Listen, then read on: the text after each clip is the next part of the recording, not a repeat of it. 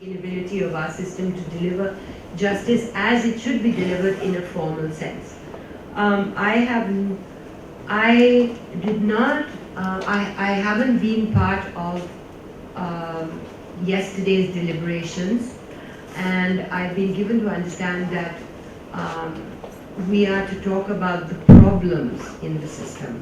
I don't know if that is what you really want to talk about, and this is going to be very anecdotal and more a conversation. I would much rather, ma'am, if you would permit, that we had question and answer, which all of us could take, rather than rather a discussion for the whole, rather than me, babbling on, because I haven't really prepared for this in any formal sort of way. The kind of thing that we work on, which you must have heard my colleagues talk about yesterday, is the police. And what we look at really is, let me tell you where we're coming from first of all. What we look at essentially is police accountability. And while we began looking at police accountability as if it was something that we could disassociate from the whole system, then we found that the system itself is designed to be unaccountable. It is designed in a way that is long gone, where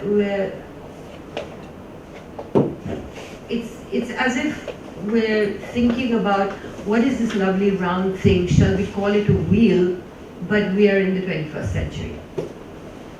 It's just like that. We have continued unquestioningly to have a system of policing which is, I think, was not even suited for when it was created. And if it was suited for that time, it is long gone. And we don't want to admit this. At least that is not the conversation. I beg your pardon. I'm just going to put my phone off.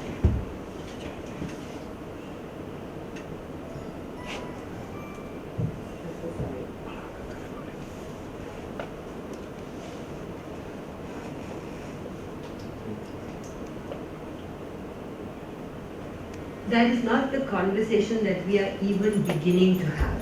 What we are having just now, at the moment in India as a whole, is great resistance to the idea of improving policing. So that hits against directly how your criminal justice system works and how your trial even begins, because there are assumptions of rule of law which will not stand scrutiny. That is the big problem. The conversation just now is, we are all right. This is the conversation from within the police. We are all right. We just need to do a few adjustments and we will get to a better place. And a better place, what the degrees of that better place are, is being enunciated by those people who have power within the system. It is not being enunciated with the public at large. It's not being enunciated with the context at large. Yes, there are certain things where there is a flare-up, let us say terrorism, or let us say a certain violent act which indicates how badly off women or how vulnerable women can be. In that case, there's a moment, and in that moment there's what we like to call introspection. Who is doing the introspection, what the conversation is about, what the power structures are about, where the dominant voices are coming from, we don't know. We haven't analyzed sufficiently. And then, for instance, in the case of that ghastly rape, which I'm sure you've all heard of, there was an instant reaction because there could have been no resistance to it. It was so bad. So there was a committee formed, and there was immediately the stakeholders were identified as being women, rather than being the justice system, rather than being so many of the other things that could have been looked at. For instance, how do you control a crowd, which has a lot of justification on its side, a lot of anger on its side. What do you do about that? How do you repair those things? How do you deal with those things? So it all came down to focusing on what should we do to make women safer. But the conversation then quickly turned to, it turned to what kind of laws shall we have that would make matters simpler for women to get so-called justice. So what we tend to do in those cases is to give in to a pressure group. I'm not saying that women as a pressure group, myself included, did not have a justifiable issue to talk about. But it was an issue in the round, much larger issue than merely making a law. And then the need to show that there is something, a reaction that is very giving, open, accommodative, creates laws that we are then not able to implement. This opens up a whole area of research about actually what is taking place when we create a law that then creates, again, the law seems to be leaping ahead in its conceptual ideology of privileging a certain group of people who have been wronged without looking at the damage it is doing to the fabric of the law as such, law and justice as for everybody.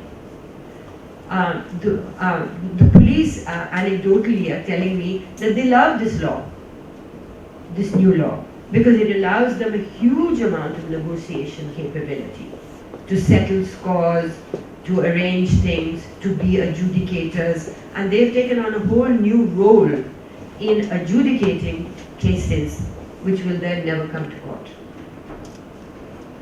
I could go into all of this at length, but I honestly don't want to. I just want to set this out there as areas of concern and worry.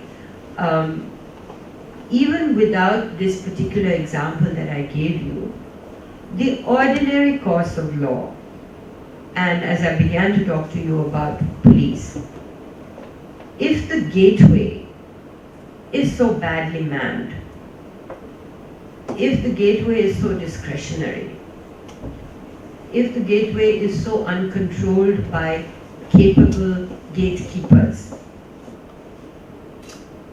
honestly, where do you start?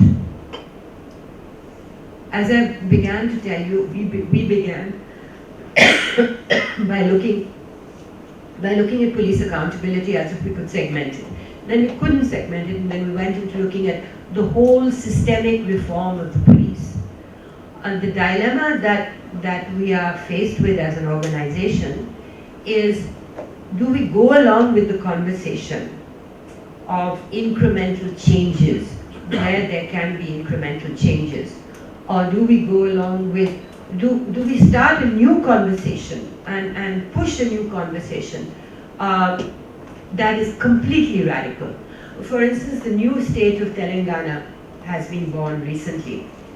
And I have been hoping to have a conversation with the Chief Minister. And I wanted to tell him, and this is the dilemma that I would love to put before you. I don't know whether it's an academic dilemma or one that is suited to criminologists. But I just wanted to tell him, listen, why don't you just scrap the police? Just be courageous, just scrap the police and start it again. Start it again and start a trend. You've got a small state, you've got an interesting state, you've got a new beginning.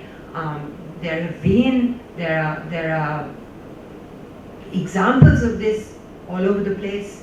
And it will so shake up the system that every other system that is connected to it, like your criminal justice system, like your prosecutorial system, your defense system, the magistracy, all of them will have to, you will break this so cozy relationship between all these people who are doing things and making incremental changes to suit them, rather than to suit the client of the system or the victim of the system or the witness within the system. Then I was wondering, maybe I should take advice from all of you. Then I was wondering, would he even listen? Or would he throw me out? Or would he think I'm a crazy lady who's come from somewhere else and shout and say, never mind? Or would I have planted a seed? Because if we do it incrementally in Telangana, we're just going to end up with the same system. We have seen it in Chhattisgarh, we have seen it in Uttarakhand. In fact, these new states that have started have actually deteriorated in terms of what they can possibly do for many, many structural reasons. And those structural reasons are the base on which we are trying to now create a new policing for a 21st century. It's not going to happen. I always tell this story. I was reading a report which I discovered newly, which talked about torture. And I was reading it, and the English seemed rather good, but it just seemed a little bit anachronistic. But I kept on reading it, and I thought, this is really true. I wonder who wrote this report. And then I went back to looking at the front page, and it turned out to be the torture report of 1903. And it was just the same as it could be today, but much worse, perhaps. Today, much worse. With less honesty in the reporting. So, there we are. I don't know where to start, and I'm happy to take questions. I've told you the problem. The solutions at the moment in my hand, and I can only talk of what is in my hand, is that the conversation has gone from total silence. I'm talking about a span of 15 years. It has gone from total silence and resistance and incomprehension to a great many people, both within the police, not yet within the political forces, not yet, I would say, within the bureaucracy, which is starting to talk about we can't go on like this. Because somewhere, the problem itself, the problems of the client group itself, have somewhere now matched with the self-interest of the establishment. And it's only for that reason. I'm very cynical about this. I don't think people are doing it out of any altruistic or visionary sense. It's just that for the moment, the self-interest matches, and so we must change the police a little bit.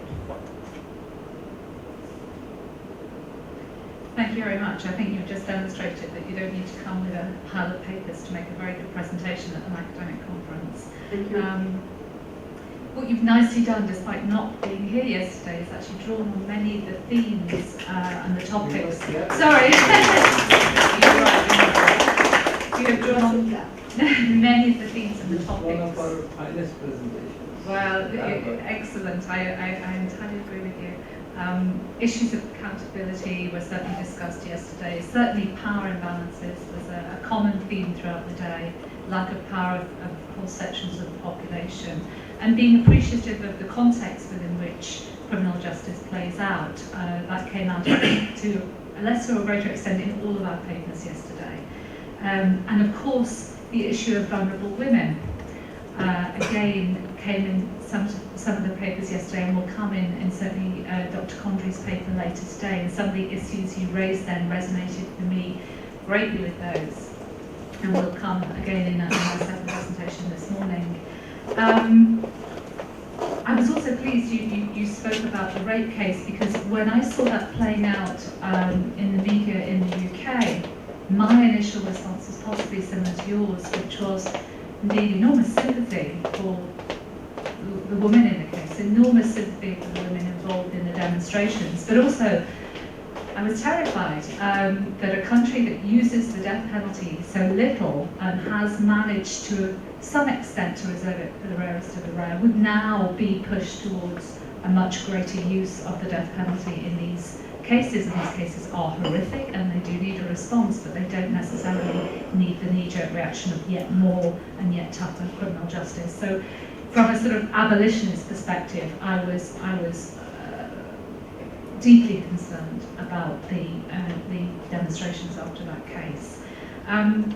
So having just preambled that slightly, the other thing was that I think the interesting thing is the unintended consequences of legal reform, the things that we don't yet anticipate when we think we're doing the right thing by pressing forward. So holding aside the fact that sometimes laws are brought in a very cynical way, and sometimes reforms are brought in a very cynical way to further the interests of the powerful, as you very nicely put it at the beginning.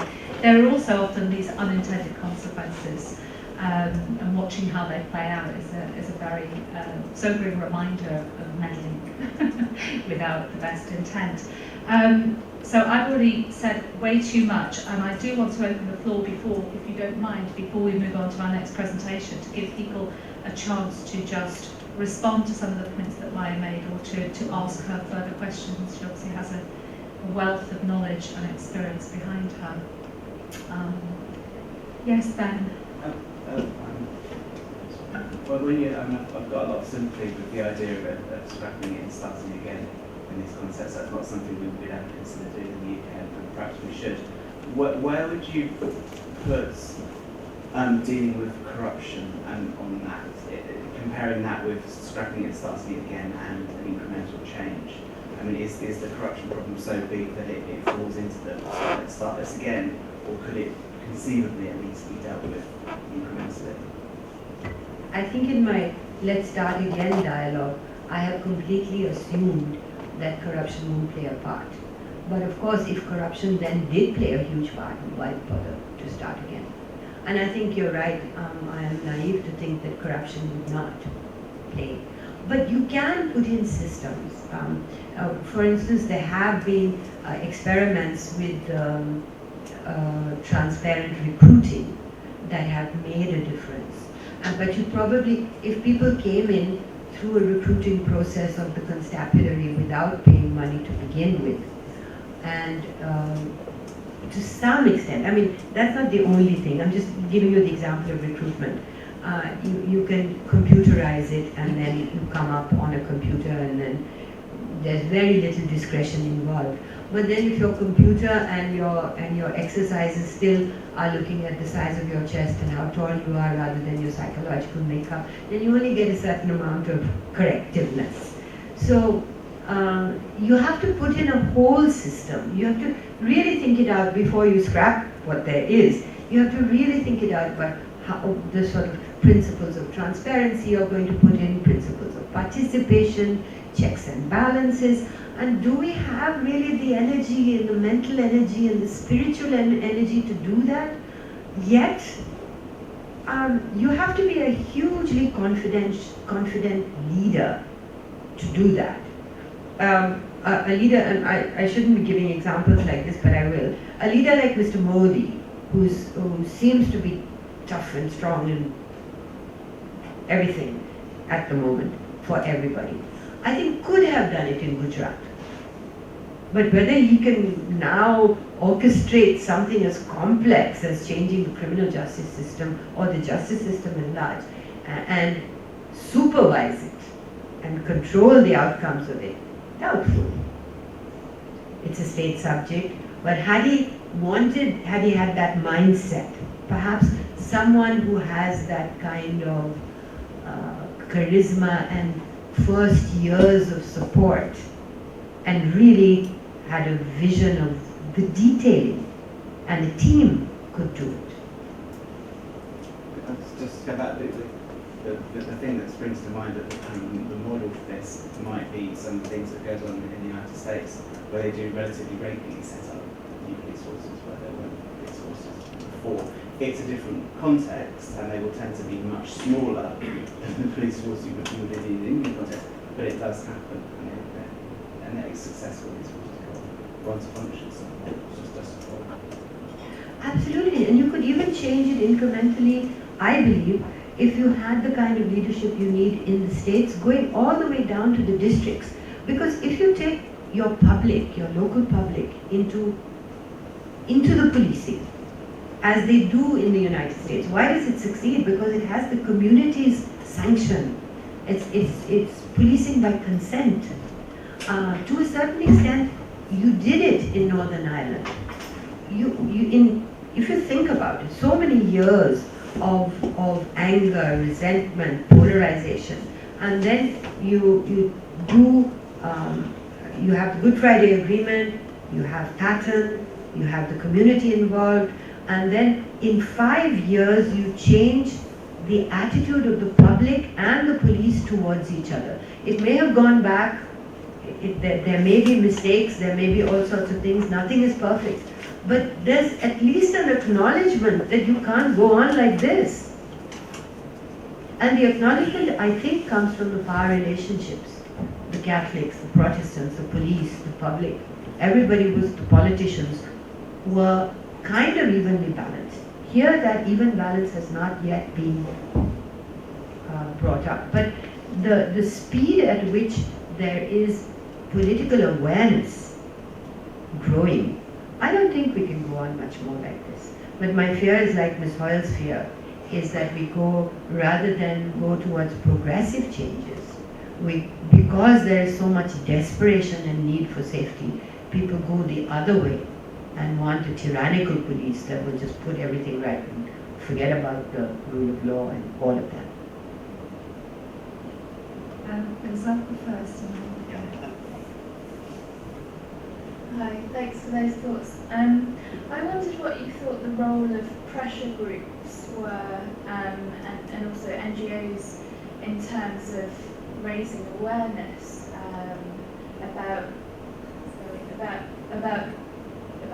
the way in which the police are behaving. I mean, for example, the public response to the rapes was quite galvanising from what it seemed from afar, and I just wondered the lasting impact that groups like CHRI can have, for example, much more broadly. I think you talked about it a little bit in Ben's response, but if you could elaborate on that.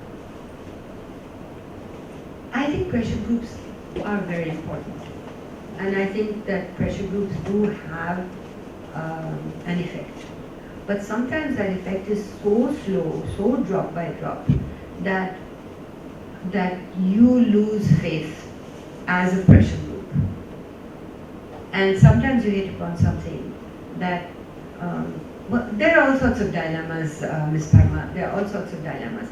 I was just thinking of two, three things. One is my comparison. I do two areas of work: access to information and access to justice. The access to information, it was like putting a small cigarette out on a tinderbox. It just went. Everybody got excited about it. The community got excited about it. We found a methodology that worked. We found a methodology that could be replicated. As soon as the law was passed, we trained people, we oriented people, and somehow thousands of people, and not only myself, I mean lots of other people, thousands of people just got interested in it. And now it's become so embedded that it's difficult to roll back. We may yet roll it back, but this battle, and the pressure group plays a great part. In terms of policing, people know, there is not a single meeting that I have not been to where people don't spend, if it's a one-day meeting, you have to leave the morning for venting. No matter which way you organize the discussion, whether it's professors or whether it's really poor people, they just vent how much they hate the police, how much they can't bear it, how they can't go to justice, everything. Then beyond that, when we leave there, it's very hard to get the group to work on the ground because there is so much danger in taking on the police. So we are now at the stage of building awareness about what is wrong with the police. Everybody knows. How to mend it, that conversation is just beginning. How to compromise on the mending, what we have to give and take, the negotiation. Many people look at CHRI and say, you people are in the pockets of the police. The police say, you human rights people are useless. What the hell is human rights? You come and see what we have to do on the ground. You people have no clue, you just sit in air-conditioned rooms. That's the one phrase that I will take to my grave with me, and I hope my grave is air-conditioned. Yes, you people who sit in air-conditioned rooms simply have no idea what we have to go through. When I'm faced with a terrorist, why should I think about his human rights? What about my human rights? And so on and so forth. I mean, these are just set phrases. I'm going to make a phrase book of it one of these days. It will be a bestseller. Thank you, Professor Rao, and then I think In the context of privatization of justice, where we have seen arbitration has emerged as an important form of dispute resolution. context in relation to the public justice system which was existing. So that's a trend of the day. Similarly, yesterday we had an interesting presentation by Professor Jan Lotter speaking about private security system, increasing trend. And the UK has already moved towards the privatization of prisons. So Maya, how do you look at this? Because we also have some of these proponents in India who are advocating for privatization of police, privatization of prisons.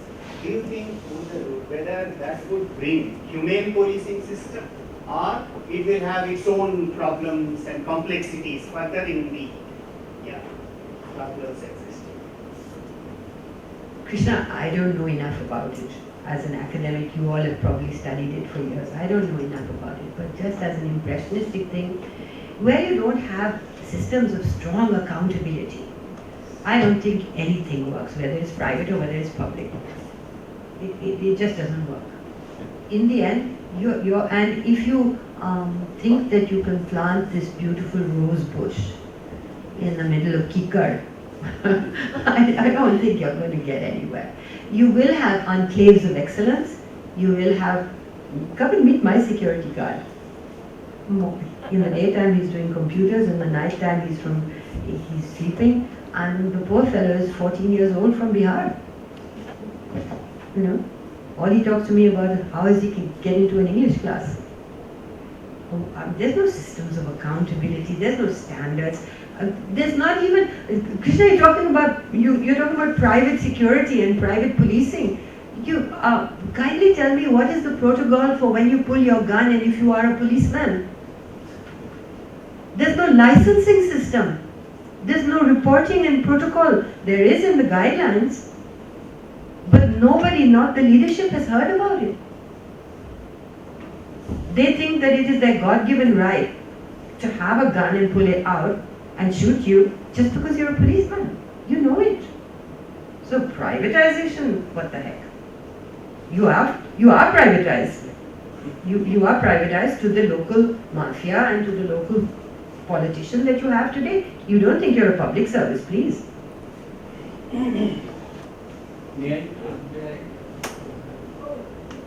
think we could squeeze one more in if it's a quick one. Yeah? I think your idea of a fresh start is very fascinating. But you must understand the context. We had a fresh start separation between police and prosecution. 1973. 41 years it has taken. And there is no clear separation. In most of the states, prosecution is from the police department. They have the same department. In normative system, you have separation. You have separation between judiciary and these branches, agencies. And at the functional level, often the Supreme Court is giving 16 directions, guidelines, how to facilitate encounters. Now, this is the reality.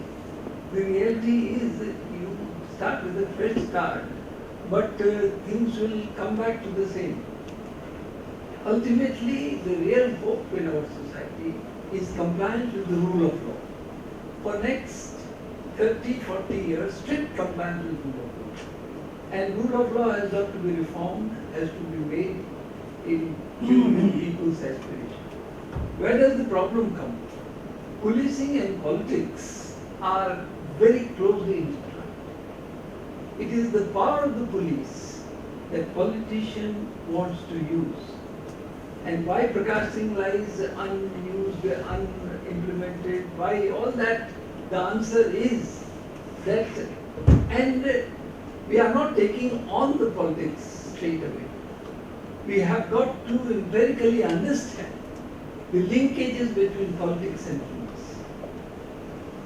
This is an area in which, in UK also, powers that be, Penny Green in his article, essay in Oxford Handbook of Criminology, has brought this point out very well, when he says that there is a very close relationship between power and politics, and state is at the top of the power structure. You see Katrina cases coming from Gujarat only. You see Akshardham case, and why the judiciary doesn't make police accountable, says that these people have been locked up, three people have faced death row, and ultimately acquits them, but doesn't say a word about police accountability. Court also knows that we are part of a state in which all this is shadow boxing and happening. Therefore, we have got to take politics on board unless we critically analyze politics and relationship in the context of relationship with police. We cannot think of a fresh start. In some form or the other, it will again, new avatar will come, and this new avatar may be even ghastlier. Whether it is a private policing, whether it is a privatized public policing, new avatar will be more deadly. That is what mosquito entomologists say, that new avatar will be more deadly. Therefore, we have got to be very cautious on this idea of fresh start. I don't want to take more time. I just want to make one quick remark. You're quite right, of course, in what you say, Dr. Pandit. The only thing I would say about Prakash Singh, this famous case where they gave 6 judgments, 6 directions. Prakash Singh is not a dead letter. I mean, if I woke up in the morning and thought Prakash Singh is a dead letter, what would we do? We would have to disband and go away. No, Prakash Singh is not a dead letter. Prakash Singh has cast the stone into a still pond. And that is the hook through which we will debate, we will discuss. It may not happen, but we will go someplace where we were going no place before.